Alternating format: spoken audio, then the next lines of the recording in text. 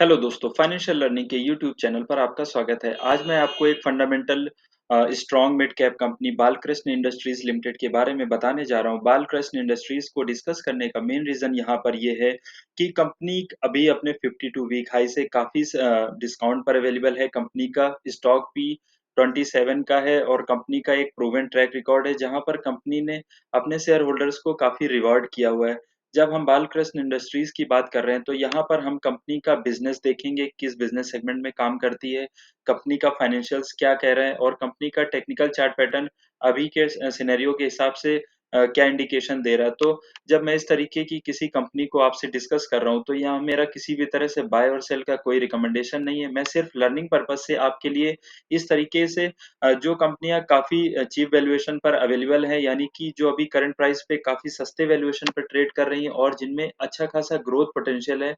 India की per capita income increase होने के साथ साथ इस तरीके की कंपनी का ग्रो होने की काफी पॉसिबिलिटीज है।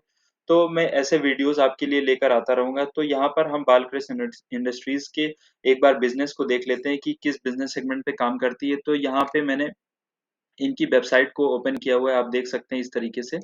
तो ये इनकी वेबसाइट ओपन होकर आ गई। तो यहाँ बेसिकली ये टायर्स मैन्युफैक्चरिंग कंपनी है जो एग्रीकल्चर टायर्स बनाती है, इंडस्ट्रियल टायर्स बनाती है और OTR tyres, of road wheels tyres, इस तरीके से ये प्रोड्यूस करती है। तो एक बार हम कंपनी का जो बिजनेस सेगमेंट में कहाँ-कहाँ किस तरीके से इनकी नेटवर्किंग है और कैसा इनका वॉल्यूम किस तरीके से कहाँ से रेवेन्यू जनरेट करते हैं वो हम देख लेते हैं। तो कंपनी का 160 प्लस कंट्रीज पे प्रेजेंस है जहां से ये सेल्स अपनी प्रोड्यूस करते हैं, जहां से ये अपनी सेल्स को जनरेट करते हैं। तो 49% इनकी सेल्स यूरोप से आती है, इंडिया से 23% और अमेरिका से 15% and rest of the world से ये 13% अपना रेवेन्यू जनरेट करते हैं। अगर हम इनके वॉल्यूम मिक्स की बात कर लें तो इनका जो एग्रीकल्चर टायर्स है वो 64% वॉल्यूम को प्रोड्यूस करता है, यानी कि सेल्स मोस्टली इनके एग्रीकल्चर टायर से आती है। उसके बाद इनका ऑफ द रोड टायर से 33% और अदर से इनका 3%, इस तरीके से इनका रेवेन्यू जनरेट होता है। अगर हम इनके फ्यूचर कैपेक्स प्लान की बात कर लें तो कंपनी का एक नया कैपेक्स प्रोग्राम है 1900 करोड़ का, यानी कि यहाँ से ये अपनी जो इनकी कैपेसिटी है उसको लगातार इंक्रीज करते जा रहे हैं। अगर हम इनके जो भुज प्लांट की बात करें जो इन्होंने अभी रिसेंट में ही कैपेसिटी इंक्रीज की थी, तो यहाँ से ये लगभग 50,000 मीट्रिक टन पर एनम अपनी कैपेसिटी को इंक्रीज कर सकते हैं। तो अगर हम एक बार इनके डिटेल्ड टायर सेगमेंट को ओपन कर लें तो यहाँ मैंने इनकी वेबसाइट को ओपन किया, आप देख सकते हैं। तो एग्रीकल्चर टायर, जैसे ये एग्रीकल्चर टायर मीन्स प्रोड्यूस करते हैं, तो इनका जो जैसे ट्रैक्टर पे इनका एग्रीकल्चर पे ट्रैक्टर है, हाई पावर ट्रैक्टर्स में जो टायर यूज होता है स्मॉल ट्रैक्टर,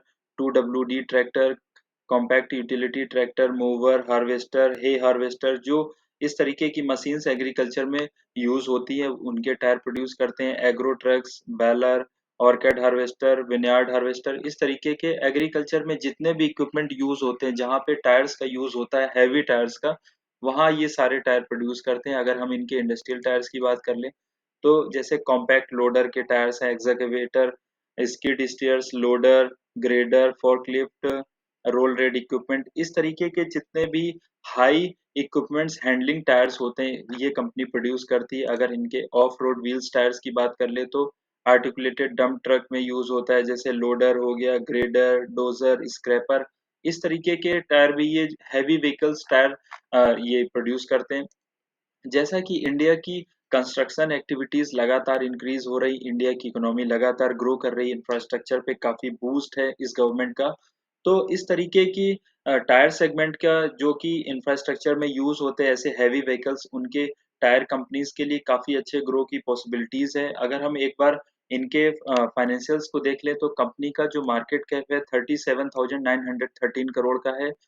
करंट प्राइस 1916 पे चल रहा है। जो इसका 52 वीक हाई था 2724, उससे कंपनी अभी लगभग 27% डिस्काउंट पे अवेलेबल है। कंपनी का स्टॉक पी 26 का है जो कि बहुत ही नॉमिनल पी पे कंपनी ट्रेड कर रही है।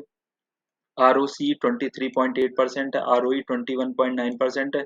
जब किसी भी कंपनी का जो ग्रोइंग कंपनी हो, मिड कैप कंपनी, अगर उसका आरओसी आरओई 20% से ज्यादा है तो अपने आप में ये बहुत ही अच्छी बात होती है किसी भी कंपनी के लिए। अगर हम एक बार इनके क्वार्टर रिजल्ट्स को देख लें तो जो अभी इनका जून क्वार्टर का रिजल्ट आया था 2619 की सेल्स इनकी जनरेट हुई थी, जो कि इनका 2019 में जो इनकी सेल्स थी 1199 करोड़ की थी। यानी कि कंपनी ने अपनी सेल्स को विथिन 3 इयर्स पे अप्रॉक्सिमेटली 2.5 के रेट से डबल से भी ज़्यादा रेट्स इंक्रीज किया है। अगर एक बार हम इनके नेट प्रॉफिट की बात कर लें तो कंपनी का जो नेट प्रॉफिट जून 19 में 177 करोड़ का था, अभी बढ़कर 307 करोड़ का हो गया है। तो अगर हम इनके जून 2022 के क्वार्टर्स का रिजल्ट कंपैरिजन अगर इनके जून लास्ट ईयर के जून क्वार्टर से कर ले तो यहाँ से सेल्स भी लगभग 800 करोड़ के आसपास सेल इंक्रीज हुई है और नेट प्रॉफिट में थोड़ा सा मार्जिनल डेंट आया है। उसका एक रीजन है क्योंकि यहाँ पर इनका जो एक्सपेंस हुआ है वो 2175 हुआ है। यानी कि कंपनी का एक्सपेंस बढ़ा है, उसका रीजन है कि इनका जो मटेरियल कॉस्ट है वो 47.76% से इंक्रीज हुआ है। यानी कि कंपनी का मटेरियल कॉस्ट काफी इंक्रीज हुआ है। उसका भी रीजन है क्योंकि इसमें जो टायर इंडस्ट्रीज होती है उसमें भी कई सारे ऐसे रॉ मटेरियल्स यूज होता है जिसमें क्रूड ऑयल का भी यूज होता है, पॉलिशिंग है, क्लीनिंग में, इस तरीके से। तो जब क्रूड ऑयल के दाम इस क्वार्टर्स में काफी ज्यादा इंक्रीज थे, हाई थे, तो इनके एक्सपेंसेस भी उसी हिसाब से इंक्रीज हो गए और बहुत सारे एक्सपेंसेस ऐसे होते हैं जैसे कैपेक्स एक्सपेंसेस होते हैं, यानी कैपेसिटी एक्सपेंशन की, जो कि अलग से बैलेंस शीट में ना दिखाकर एक एक जगह ही ऑडिट के पॉइंट ऑफ व्यू से एक्सपेंसेस में ही दिखा दिए जाते हैं, जो कि नेक्स्ट क्वार्टर पे वो अपने आप ही एक्सपेंसेस रिड्यूस हो जाते हैं जब इनके सेल्स लगातार इंक्रीज कर रही है। हाईएस्ट एवर सेल्स इन्होंने इस क्वार्टर पे पोस्ट की है, बट एक्सपेंसेस थोड़ा सा ज्यादा होने की वजह से इनके नेट प्रॉफिट में मार्जिनल डेंट है, ये बहुत ज़्यादा डेंट नहीं है। क्योंकि अगर हम देखें तो इनका जो नेट प्रॉफिट भी है वो लगातार इंक्रीज हुआ है यहाँ से, और इन्होंने एक नेट प्रॉफिट 300 करोड़ से अबव के नेट प्रॉफिट को लगातार मेंटेन किया हुआ। अगर हम इनके ईयरली सेल्स फिगर को देख ले एक बार, प्रॉफिट एंड लॉस स्टेटमेंट को, तो मार्च 2011 में इनकी सेल्स 2130 करोड़ थी, जो अभी बढ़कर 9112 करोड़ हो गई है। 12 ट्रेलिंग मंथ की बात कर रहा हूँ यहाँ पे। तो कंपनी की सेल्स जो है 10 और 11 ईयर्स में यहाँ से लगभग 4 टाइम्स की अप्रोक्स इंक्रीज की है। यानी कि 2000 करोड़ के लगभग जो सेल्स थी, अभी 9000 करोड़ सेल्स है। तो यहाँ पे 4 टाइम्स से भी ज्यादा इन्होंने अपनी सेल्स को इंक्रीज किया है। अगर हम नेट प्रॉफिट की बात करें तो 195 करोड़ का जो इनका नेट प्रॉफिट था, अभी 1412 करोड़ का नेट प्रॉफिट है। यानी कि कंपनी ने लगातार अपने नेट प्रॉफिट को इंक्रीज किया है और कोई भी ऐसा ईयर नहीं रहा जहां पर कंपनी का नेट प्रॉफिट लगातार इंक्रीज ना हुआ हो। 195 करोड़, 269 करोड़, 350, 475, 473, 446, 717, 700। तो इस तरीके से कंपनी ने लगातार अपने नेट प्रॉफिट को इंक्रीज किया है। अगर हम इनका रिटर्न ऑन इक्विटी 10 इयर्स का देखें, जो डेटा यहाँ पर दिया है, तो 20% के आरओई से इन्होंने ग्रो की है। यानी कि हर साल एक कंपनी का लगभग लगभग 20% से ज्यादा का आरओई से कंपनी ने अपने ग्रोथ को दर्शाया है। बहुत ही अच्छी बात है किसी भी कंपनी के लिए, डबल डिजिट में आरओई 10 इयर्स तक लगातार मेंटेन होना, ये बहुत ही अच्छी बात है। अगर हम कंपनी का एक बार रिजर्व देख लें तो मार्च 2011 में कंपनी का रिजर्व 842 करोड़ था, जो अभी बढ़कर 6894 करोड़ का हो गया है।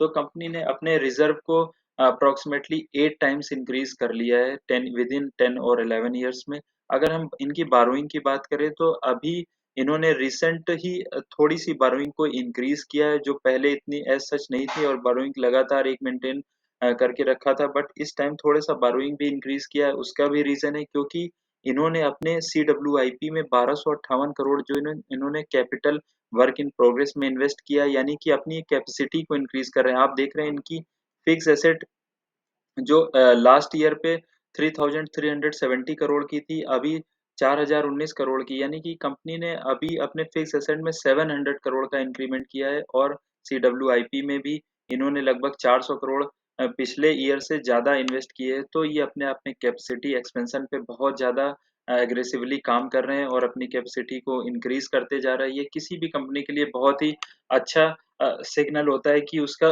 CWIP इंक्रीज हो रहा है और फिक्स एसेट भी लगातार इंक्रीज हो रहा है। ये शॉर्ट टर्म बारोइंग्स, इसमें भी बारोइंग्स पे अगर हम एक बार देख ले तो जो इनका 2000 करोड़ के आसपास ये शॉर्ट टर्म बारोइंग इन्होंने जो लिया हुआ है, तो बारोइंग भी एज सच रेंज में ही है, बहुत ज्यादा बारोइंग नहीं है। और कंपनी का एक ट्रैक रिकॉर्ड है जिसमें इन्होंने बारोइंग को पहले भी लिया है, बट उसको रीपे करना आता है। कंपनी को अपने वेल्थ को कैपेसिटी को इंक्रीज़ करके रेवेन्यू जनरेट करना आता है और उसपे नेट प्रॉफिट निकालना आता है। अगर एक बार हम इनके शेयर होल्डिंग पैटर्न को देख लें तो 58.29% स्ट्रॉन्ग होल्ड यानी प्रोमोटर्स के पास है, एफआईआईज के पास 14.30 है, डीआईएस के पास 11.17% और रिटेल पब्लिक के पास 16.24% है। अगर हम रिटेल पब्लिक में भी देख ले तो यहाँ पर एलआईसी ने 3.87% की होल्डिंग किया है और एचडीएफसी लाइफ इंश्योरेंस ने 1.40% की, यानी रिटेल पब्लिक में लगभग लगभग 5% के आसपास स्ट्रॉन्ग होल्ड में ही है। तो रिटेल पब्लिक लगभग 11% के आसपास है। अगर एक बार हम इनके टेक्निकल चार्ट पैटर्न को देख ले कि टेक्निकल चार्ट पैटर्न क्या कह रहा है, तो मैंने यहाँ बालकृष्ण इंडस्ट्रीज के टेक्निकल चार्ट पैटर्न को ओपन किया हुआ है। तो कंपनी ने जो इसका रिसेंट 52 वीक हाई बनाया था, उसके बाद से इसने लगातार नीचे आना शुरू किया। जैसे मार्केट में प्रेशर था सितंबर अक्टूबर के मंथ से, उसके बाद से लगातार मार्केट नीचे आई है और अभी भी कंपनी जो इसका 52 वीक हाई था उससे लगभग 27.97 यानी 28% के डिस्काउंट पर अवेलेबल है। अगर हम इसके करंट प्राइस की बात करें तो करंट प्राइस 1960 रुपए पे इनका करंट प्राइस चल रहा है और यहाँ एक बहुत ही अच्छा ये राउंडिंग पैटर्न फॉर्म हुआ है। यहाँ मैं आपको दिखा दूं कि ये राउंडिंग पैटर्न ये अपने आप में एक बहुत ही अच्छा, पूरी तरह से जब इस तरह से कोई कंपनी के फाइनेंशियल्स अच्छे हो रहे हो, कैपेसिटी इंक्रीज हो रही है और ये राउंडिंग पैटर्न फॉर्म हो रहा हो तो यहाँ से ये ऊपर चलने का ये प्रोबेबिलिटी बहुत ज़्यादा होती है। जब मैं यहाँ पे इस तरीके से बात कर रहा हूँ तो मेरा बाय और सेल का कोई रिकमेंडेशन नहीं है। मैं सिर्फ लर्निंग पर्पज से आपके लिए वीडियो लेकर आया हूँ। आपको अगर मेरा एफर्ट अच्छा लगा हो तो प्लीज़ मेरे चैनल को लाइक करें, सब्सक्राइब करें और कमेंट भी कर सकते हैं। तो यहाँ से अगर हम इस राउंडिंग पैटर्न जो ये फॉर्म हो रहा है, अगर इसके करंट प्राइस से इसके 52 वीक हाई तक भी होल्ड कर ले तो 40% का गेन निकल के आता है। 40% का गेन जहाँ पर कंपनी की कैपेसिटी लगातार इंक्रीज हो रही हो, टायर मैन्युफैक्चरिंग में ये लीडर लीडर है अपने सेगमेंट में। तो जब इस तरीके से इंफ्रास्ट्रक्चर पे बूस्ट है किसी गवर्नमेंट का तो इस तरीके की कंपनी ग्रो होने में कोई भी ऐसा डाउट नहीं होता है। अगर हम इनका पिछला भी जो इस तरीके से ये राउंडिंग पैटर्न कई बार इन्होंने फॉर्म किया उसके बाद से कंपनी ऊपर ही गई है।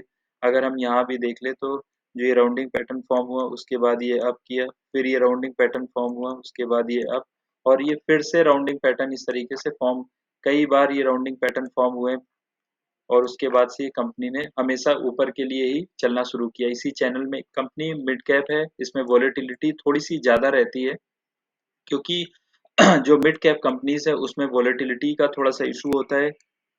बाकी कंपनी के फाइनेंशियल्स बहुत अच्छे हैं, कंपनी का बिज़नेस ग्रोइंग है, कंपनी की कैपेसिटी लगातार इंक्रीज़ हो रही है। हाईएस्ट एवर जो कंपनी का नेट नेट प्रॉफिट भी आया है, हाईएस्ट एवर सेल्स भी जनरेट किया है, तो आप इस तरीके की कंपनीज़ को सीख सकते हैं और इस तरीके की कंपनी को अपने रडार पे रख सकते हैं, ताकि आगे आने वाले टाइम पे आपको अच्छा खासा गेन हो सके। Thank you.